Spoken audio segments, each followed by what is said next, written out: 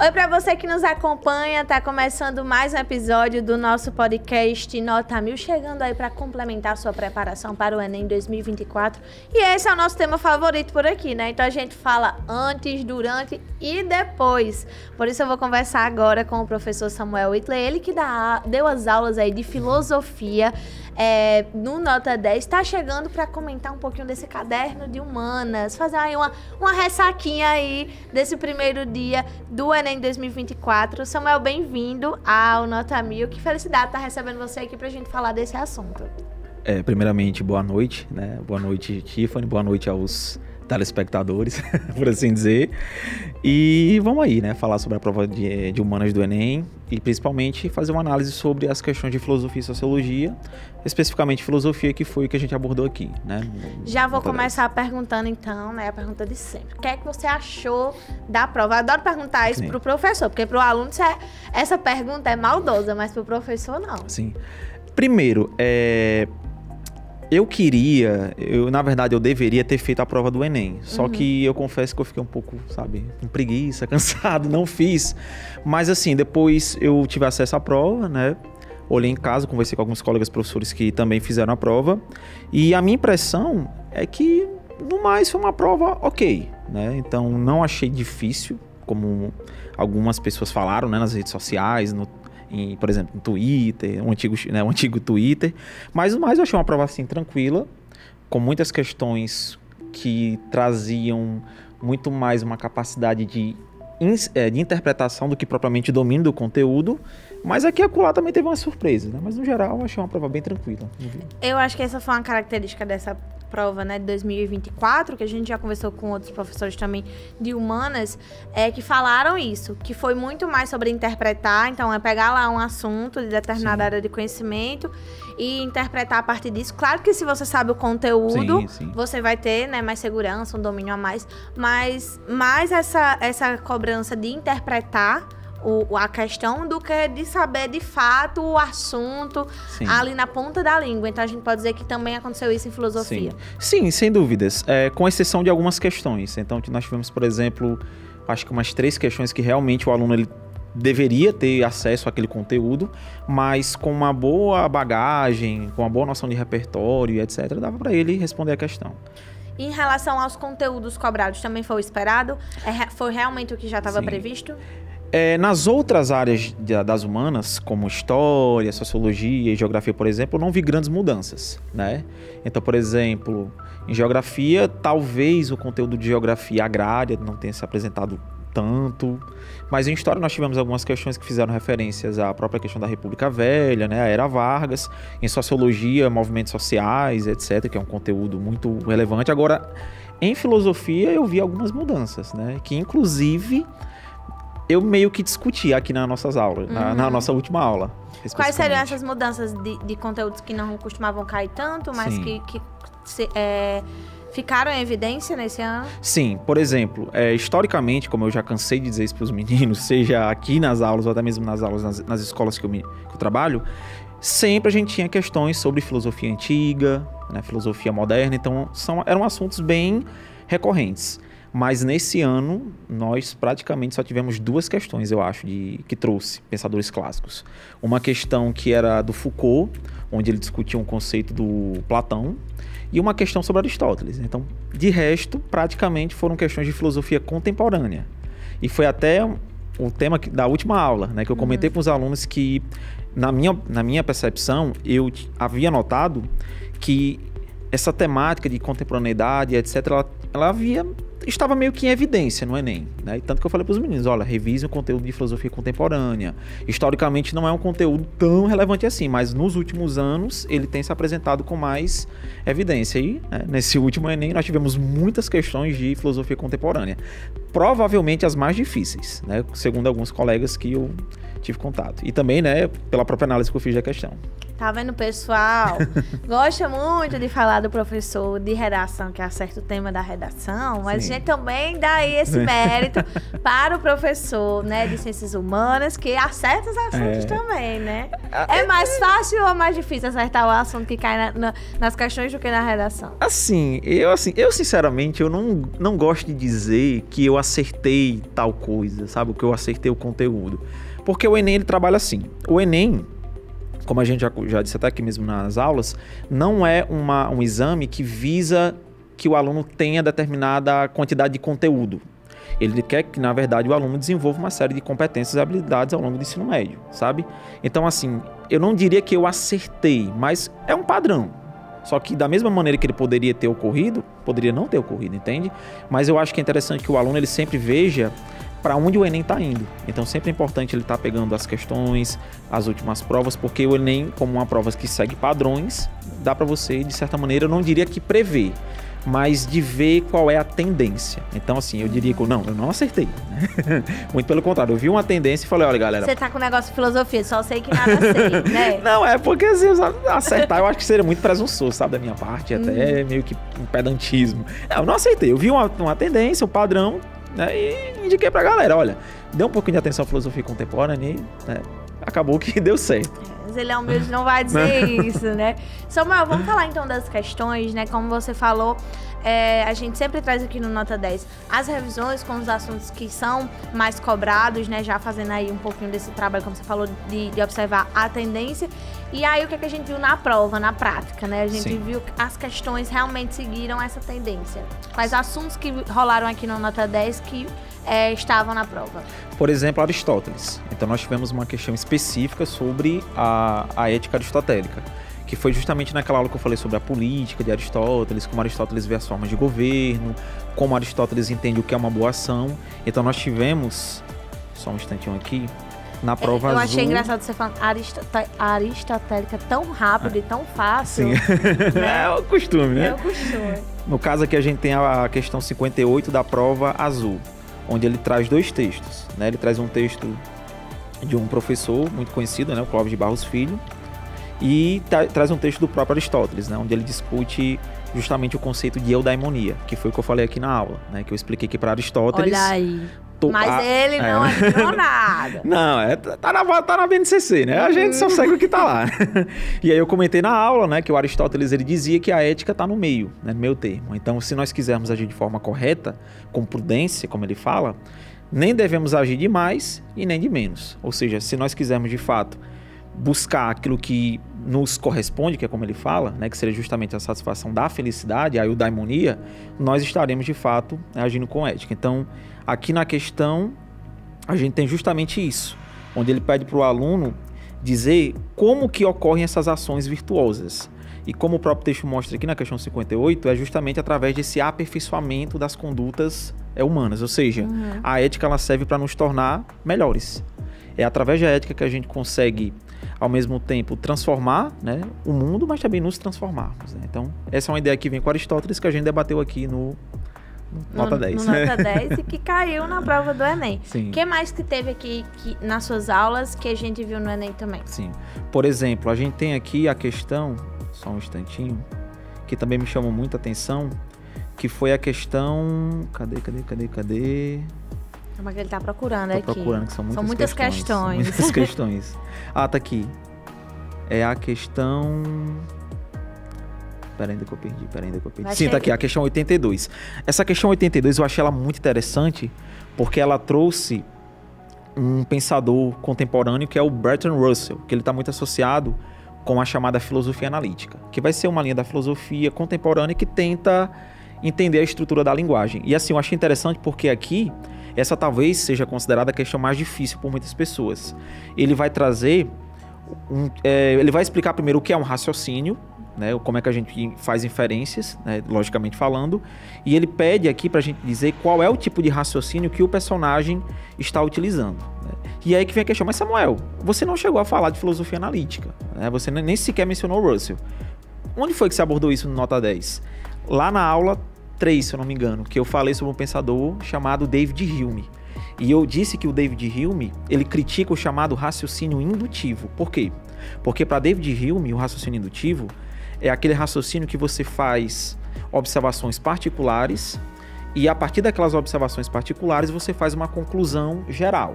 Aí qual é o problema para David Hume? Para ele o problema é que esse tipo de raciocínio ele tem uma questão filosófica. Pois se eu só uso casos particulares para poder ter uma conclusão generalista da realidade, eu não vou ter uma certeza se de fato aquilo corresponde à verdade. Então, por exemplo, né, até eu comentei isso na aula. Imagine que você é um cientista e você vai observar cisnes brancos.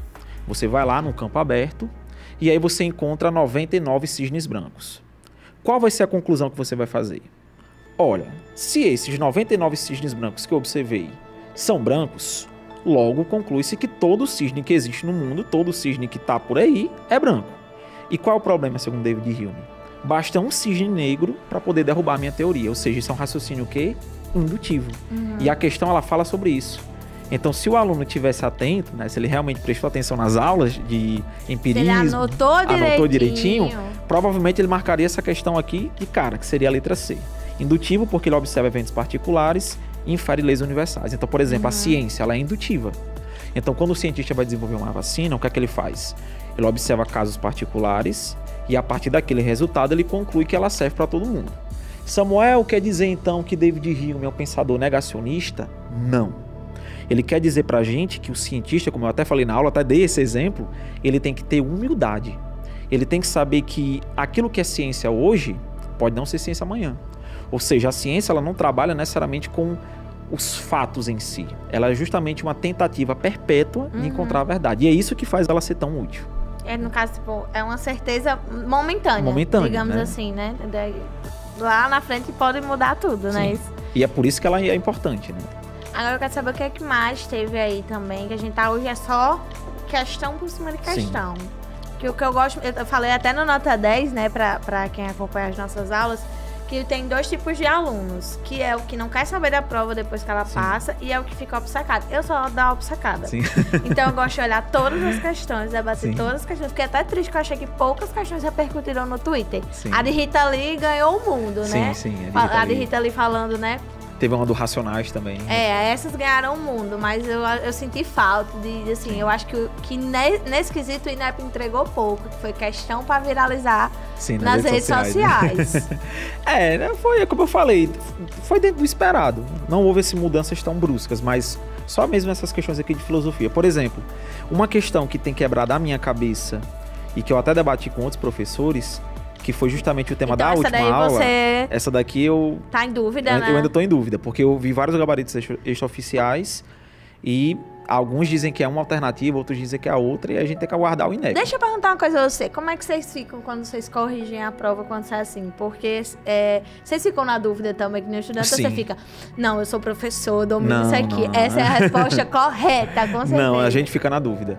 Tem questão que é mais fácil, né? Então tem aquela questão que você olha de cara e fala, não, isso aqui não tem como ser outra alternativa. Agora tem uma ou outra que a gente fica, rapaz, será que é bem? Vocês ficam com medo, assim, porque vou lançar. Os alunos com certeza devem perguntar horrores pra vocês, né? Essa daqui era qual?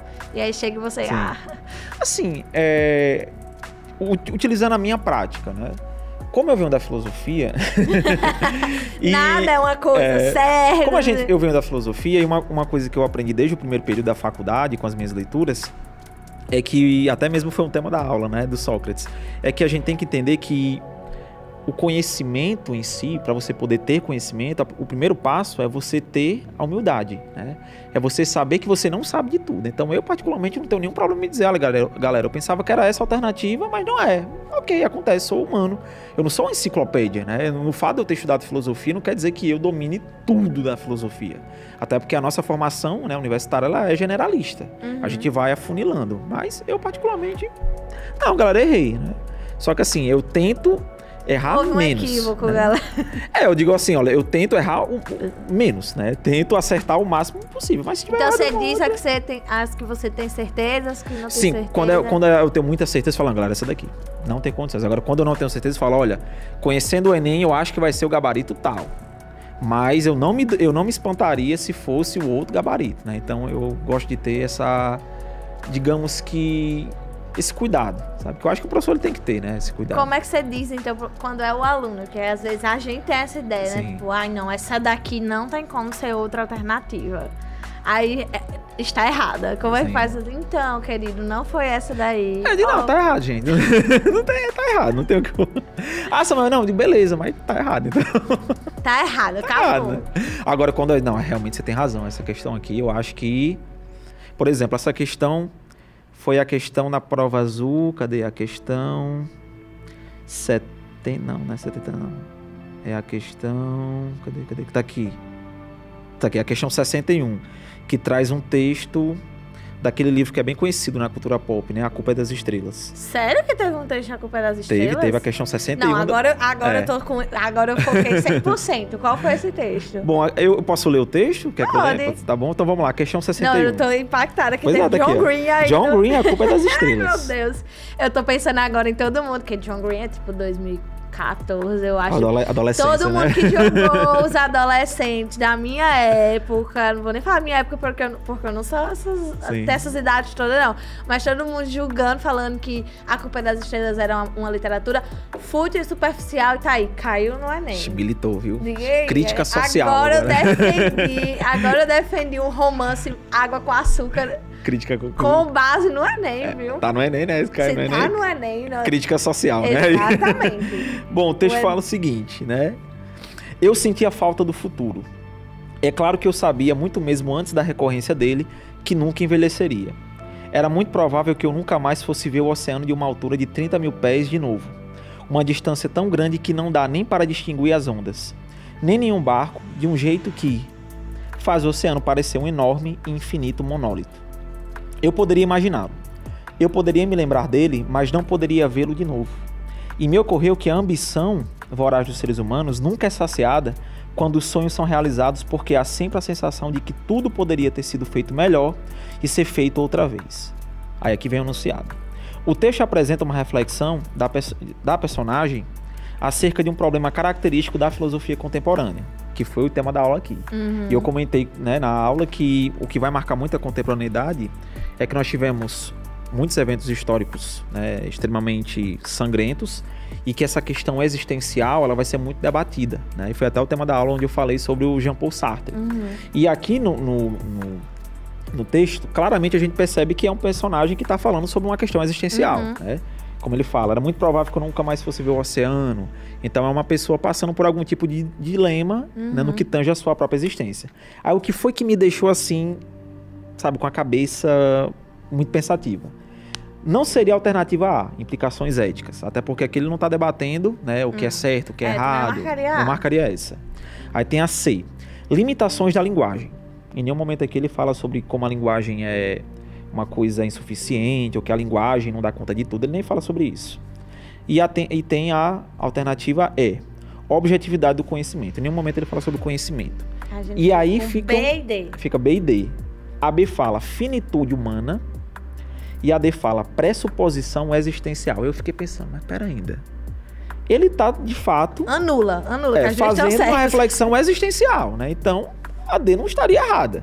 Só que, ao mesmo tempo, você pensar sobre a sua existência está associado com você pensar sobre a sua mortalidade. Né? Você pensar que você é um ser que não vai existir para sempre. Né? Então, a morte é um assunto muito característico da filosofia contemporânea. Eu fiquei, cara, qual será que é a correta? Porque, para mim, nem a B, tanto a B quanto a D estão corretas, né? Mas, conhecendo o Enem, eu acredito que o gabarito correto, né, seja a letra B, finitude humana.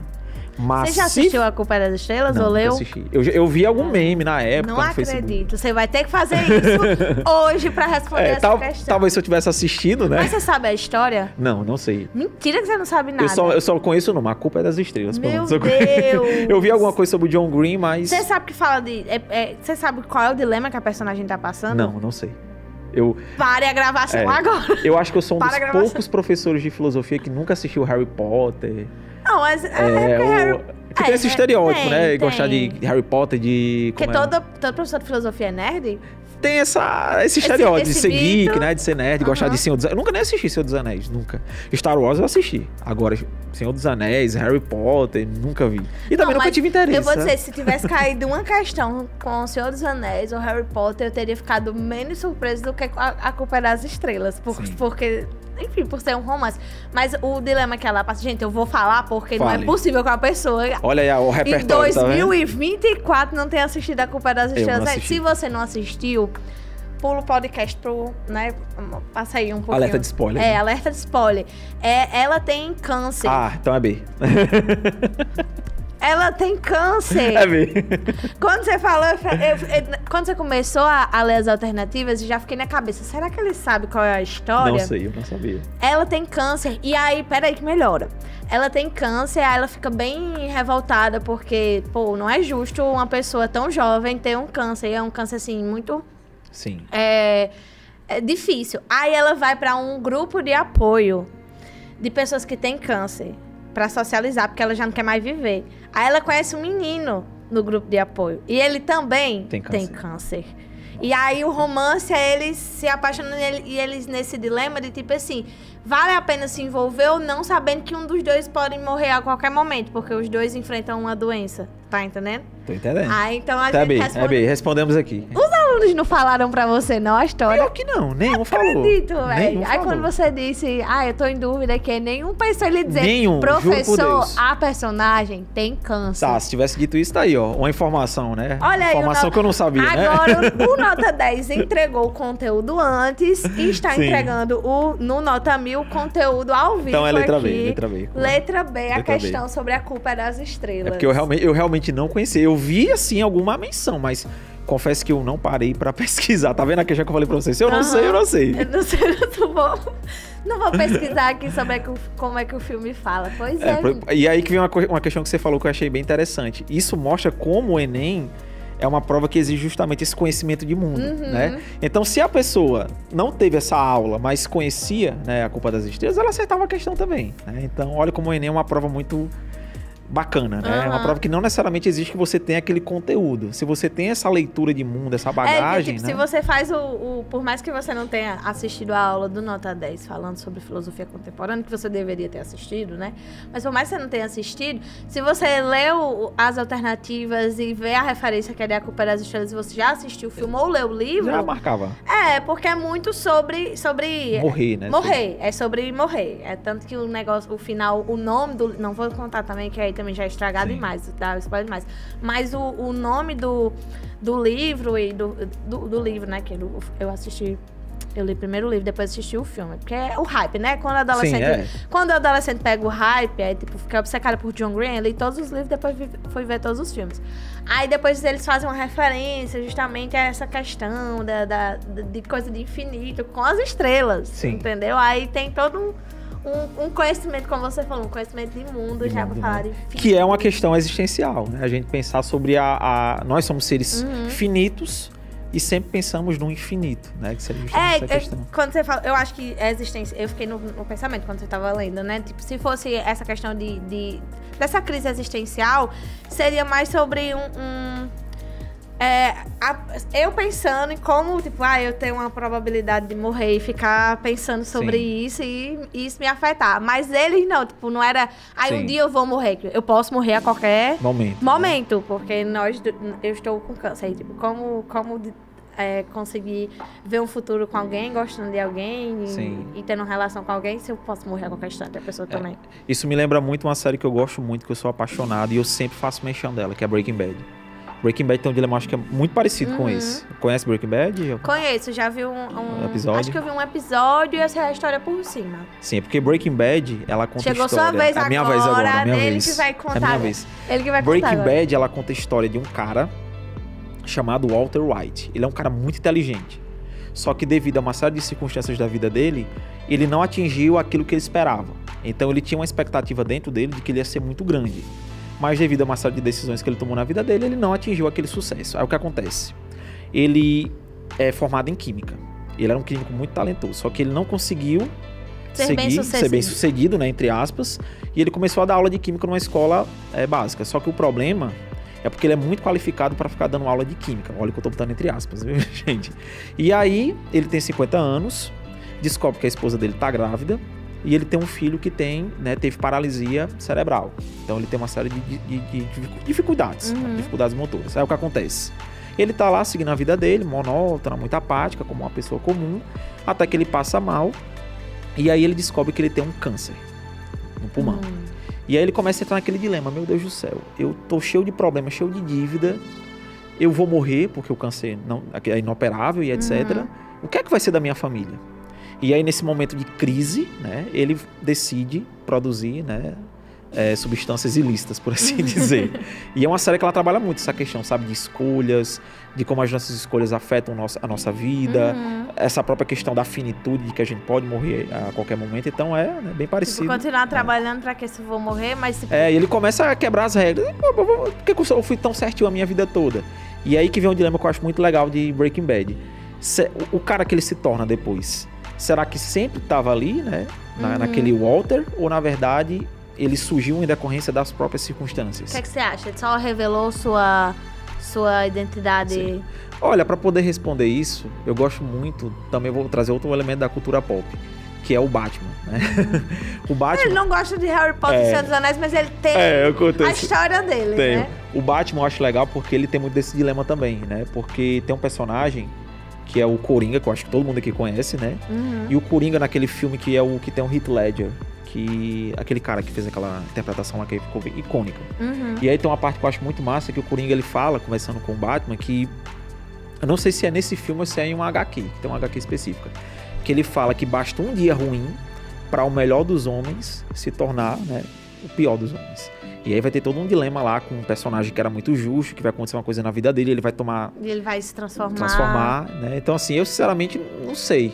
Eu acho que muito da nossa forma de agir, de fato, tá vinculado, né? Tá vinculado às circunstâncias. Mas eu acho que eu sou bem kantiano nisso. Inclusive, caiu uma questão sobre Kant no Enem. Eu acredito muito que a moral, né, a ética é uma coisa nossa, sabe? Uma coisa que é interior a gente. Então, eu acho que mesmo que a gente tenha essa questão de sermos animais, né, por assim dizer, termos desejos, temos vontades e ficar naquele ímpeto de fazer alguma coisa que vá fazer com que a gente se arrependa, eu acho que a gente tem aquele elemento racional, sabe? Aquele elemento justo. Né? Até como Kant fala, ele fala que tem uma frase que eu acho muito legal, que ele diz: existem duas coisas que me encantam o espírito de intensa admiração: o céu estrelado sobre mim e a lei moral dentro de mim, né? Então eu sou muito dessa perspectiva. E caiu essa questão, né, Enem? Minha gente, em 2 minutos eu escutei uma história sobre Batman e Coringa, uma reflexão filosófica. Uma reflexão filosófica. Isso aqui é só o Nota 1000 entrega pra quem tá acompanhando a gente. Só mais pra gente encerrar, tem mais alguma questão que você acha que a gente pode comentar sobre a prova do que você trouxe aqui no Nota 10? Uma questão que a gente poderia comentar, deixa eu só pensar aqui. Teve uma que eu achei muito boa também, que foi a questão... Cadê? A questão... São muitas. São muitas questões. São muitas. Eu queria comentar todas, né? Mas infelizmente a gente foi falar da Culpa das Estrelas, eu me empolguei, entendeu? Pois é. Cadê? Sim, a questão... Droga, sem querer eu tirei. Ah, desculpa. Peraí que ele vai achar, galera. Pronto, achei. A questão 55. Essa questão, ela traz um texto do Michel Foucault. Eu não cheguei a falar sobre Michel Foucault aqui, mas eu comentei nas aulas que o Enem ele gosta muito de trazer um pensador discutindo um conceito, um recorte histórico. E essa questão, ela traz justamente isso. Né? Eu posso ler o texto aqui? Pode. Pronto. A alma funciona no meu corpo de maneira maravilhosa. Nele se aloja, certamente, mas sabe bem dele escapar. Escapa para ver as coisas através da janela dos meus olhos. Escapa para sonhar quando durmo, para sobreviver quando morro. Minha alma durará muito tempo e mais que muito tempo quando meu corpo vier a apodrecer. Viva minha alma, é meu corpo luminoso, purificado, virtuoso, ágil, móvel, tépido, viçoso. É meu corpo liso, castrado, arredondado como uma bolha de sabão. Texto bem bonito, né? E aí aqui a gente tem um enunciado. Esse texto reforça uma concepção metafísica que remete ao quê? E aqui eu comentei que essa questão de entender o ser humano como um ser que tem alma, né? A própria palavra alma, ela vem de ânima, aquilo que é animado, ela vem com os pensadores clássicos. Então o próprio Platão ele dizia isso, né? Ele dizia para o Sócrates também, né? Que a nossa alma ela é imortal e que a nossa alma ela consegue sobreviver, né? Além do nosso próprio corpo, que é uma concepção que está muito associada com algumas religiões ali na Grécia, como o orfismo, mas que vai ser apropriada posteriormente por outras tradições religiosas. Então, se o aluno prestou atenção nisso, né? Naquela aula que eu falei sobre Sócrates especificamente, ele marcaria a alternativa B, né? Que é o pensamento dicotômico, ou seja, ele está dizendo que nós somos formados de quê? De alma, né? E de corpo, que é uma concepção que vem com os clássicos e que até hoje é muito frequente, né, na cultura popular. Quem é que nunca ouviu esse tipo de frase, né? Fulano de tal morreu, mas a alma dele foi para um lugar melhor. Ou a nossa alma, né? Ou pessoas que relataram uma experiência de quase morte, onde elas falam que a alma saiu do corpo. Né? Então é uma concepção que vem com os gregos e que o Foucault está trazendo aqui no texto dele. Então não é uma concepção do Foucault. É o Foucault comentando uma concepção antiga que praticamente reverberou durante toda a tradição ocidental. Então eu achei essa questão aqui muito boa. E os meninos, estava muito difícil. Eu falei, gente, alma, né? Alma e corpo. São coisas o quê? Dicotômicas diferentes. É porque são as palavrinhas. Já começa no enunciado, já tem uma palavrinha assim pra você... Olha as outras alternativas. Pressuposto lógico. O que é que tem a ver com lógica aqui, né? Alma, o que é que tem a ver alma com lógica? Contemplação da natureza. Ele tá contemplando a natureza? Não. Ele tá contemplando o quê? A alma, né? Aí D, raciocínio argumentativo. Ele nem tá falando de raciocínio em si. Aí crítica à individualidade. Ele tá criticando a individualidade. Dava pra marcar por eliminatória. Por eliminação, né? Olha, ele só pode estar falando uma coisa, eu não posso nem saber o que é dicotômico, né? Mas eu sei que as outras alternativas não estão corretas. Então só pode ser a letra Eu fazendo dele. A prova, puxando uma setinha dicotômico e tentando traduzir, tentando lembrar o significado. Dicotômico, dicotômico, duas coisas conflitantes. Né? Aí tentando ajeitar. É assim, né? Também tem que ter uma técnica. Tem que ter essas técnicazinhas. Porque... Quando o conhecimento chegou no limite, a gente tem que inventar. E é uma coisa que eu escuto muito dos meninos, que eles falam, meu Deus do céu, Samuel, eu cheguei na prova, a questão estava muito difícil, mas quando eu fui resolver em casa estava muito fácil. Porque foi até aquilo que eu estava comentando com alguns colegas. Eu senti que nesse ano o Enem ele foi mais cruel no sentido de textos. Então tivemos praticamente poucas questões com imagens, eu acho que uma ou outra. Muito texto. Então foi uma prova muito cansativa. A gente conversou também com outros professores e também uma coisa que eles falaram foi sobre também os textos serem densos. Sim. Né? Eu não lembro qual foi o professor que falou aqui, mas ele disse, para mim, Tiffany, foi um nível... ensino superior, textos que você vê sendo utilizados para alunos de ensino superior e não para alunos de ensino médio. Então também tem isso, né? A gente, por um lado, a gente já esperava muita coisa, mas às vezes a forma como é cobrado também ajuda a dificultar. Não é tão simples, o Enem também não é essa bondade toda, a gente sempre desconfia um pouquinho. É aquela velha dica que a gente sempre escutou na escola, né? O Enem é uma prova de resistência. Então é muito mais difícil você gerir o tempo, né, do que propriamente você responder as questões. Praticamente todos os alunos falam isso. Samuel, quando eu fui para casa eu fiquei, meu Deus do céu, como é que eu errei essa questão? Então, né, você imagina um menino com 90 questões. E uma redação. Então, realmente, eu achei que nesse ano eles pegaram um pouco pesado, sabe? Não em relação ao nível da questão, porque eu achei as questões tranquilas. Agora, em relação à quantidade. Na prova, né? Se tivesse colocado mais imagens, né, mais mapas, eu acho que facilitaria bastante a própria dinâmica do Enem. Mas, né? Vai que tem alguém assistindo aí, né? Vai que... Alô, INEP, né? Alô, INEP. Alô, INEP. Eu espero que assistam mesmo, porque aqui a gente é assim. A gente sempre faz críticas construtivas. A gente aprende. Às vezes... Eu aprendi agora mesmo. Eu não conhecia o John Green. Agora ele vai eu conhecia de nome, eu conheci, mas não conhecia a história, né? Agora ele vai sair daqui pra assistir A Culpa é das Estrelas. Porque ler o livro já é mais... Vale a pena, o romance é legal. Mas é melhor o livro ou o filme? Meu Deus, eu li o livro há muito tempo. Sim. Há muito tempo mesmo. É tanto que eu tava tentando... Eu não consegui nem lembrar qual foi esse livro. Porque também eu só lembro as frases mais marcantes. Sim. Nossa, eu fiz um post no Facebook quando eu terminei de ler o livro. Diga uma frase bem marcante aí. Que... Nossa, agora... Pausa. Eu sou uma bomba relógio, alguma coisa assim. Tem um negócio, alguma coisa assim, falando que é uma bomba relógio. Eu vou procurar depois lembrou no Pensador. Lembrou o Nietzsche, isso aí. Pois é, dá pra usar. Nietzsche, ele fala, né? Eu não sou um homem, sou uma dinamite. Olha aí. É mais ou menos nesse sentido. Samuel, muito obrigada. Eu que agradeço. Tô feliz que você vai assistir a Culpa das Estrelas. Aprendi. E principalmente que a gente conseguiu constatar aqui a importância das aulas de Nota 10 para quem acompanhou, de conseguir, né, ver na prática. Eu acho que o intuito é esse, a gente ver na prática, né, o que a gente trabalha aqui no Nota 10, no Enem, ajudando o pessoal a se preparar. Então, muito obrigada. Eu que agradeço. E a importância também da gente entender que todo conhecimento é válido, né? Então, olha aí, uma questão da cultura pop que ajudaria a resolver uma própria questão do Enem. Então, sempre é interessante a gente estar antenado, né, nas redes sociais, no que está no hype, porque pode ser que isso, né, nos ajude a responder uma questão. Tá aí a prova disso. Tá, né? eu aqui matutando, meu Deus do céu, será que por que não é AD? Você falou, eu fiquei, meu Deus, como tava fácil. Nossa, eu tô me sentindo tão inteligente, eu vou dizer isso pra todo mundo hoje, você sabe. Meu Deus, como tava fácil, era só... Na hora que você falou... Era só saber a história. Você falou, ela tem... Pronto, é a letra V. Era só saber a história. Samuel, obrigada. Eu que agradeço. Pela participação aqui no Nota 1000, também nas aulas de Nota 10. A gente fica feliz de estar tendo esse papo. Obrigada a você que tá aí do outro lado acompanhando. Espero que você tenha se divertido tanto quanto nós nos divertimos, que tenha aprendido também, que tenha acumulado conhecimento. Apesar do primeiro dia de Enem já ter passado, né, a gente ainda tem uma trajetória. Quem ainda tá como treineiro ainda também pode aproveitar as aulas de Nota 10, o nosso podcast, para estar se preparando para 2025. Vou ficando por aqui. Em breve eu volto com mais Nota 1000. Tchau, tchau.